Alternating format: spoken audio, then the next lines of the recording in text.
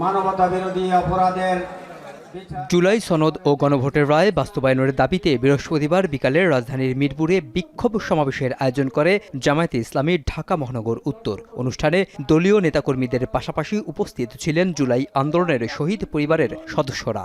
জুলাই পরবর্তী বাংলাদেশে সরকার বিরোধী দল মিলেই আমরা করব নতুন বাংলাদেশ। সমাবেশে জামায়াতের আমির অভিযোগ করেন, প্রশাসনের বিভিন্ন স্তরে দুর্নীতি ও অনিয়মের কারণে নগর জীবনের সমস্যা দিন দিন বেড়ে চলেছে। সব জায়গায় যদি চুরের মেলা থাকে তাইলে সংকট সমাধান হবে কিভাবে? কাটে কাটে জুড়ায় জুড়ায় কোনায় কোনায় চুরেরা বসে আছে, এই জন্য এই সংকটগুলো দিন দিন বৃদ্ধি পাচ্ছে। এ সময় জুলাই গণ অভ্যুত্থানে শহীদদের হত্যাকারীদের দ্রুত বিচার নিশ্চিত করার দাবি জানিয়ে তিনি বলেন, গণ আকাঙ্ক্ষা পূরণে ব্যর্থ হলে বিপ্লব অনিবার্য। এর জন্য নেতাকর্মীদের প্রস্তুত থাকারও আহ্বান জানান তিনি। ইন্টারিম গভর্নমেন্ট হয়েছে, এরপরে নির্বাচন দুটো হয়েছে, ওই নির্বাচনের শপথ দুইটা নেওয়ার কথা আমরা নিয়েছি, ওনারা একটা নিয়েছে।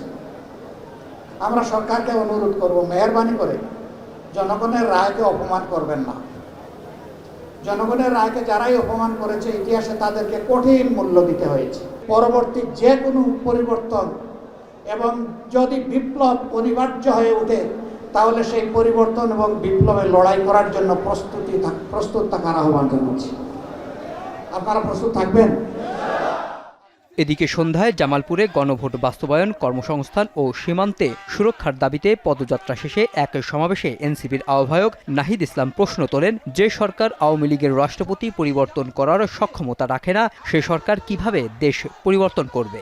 চিন্তা করে দেখুন, এই বিএনপি সরকার যারা বলে 2/3 আসন পেয়ে তারা সরকার গঠন করেছে, 5 মাসে তারা আওয়ামী লীগের রাষ্ট্রপতি পরিবর্তন করতে পারে নাই।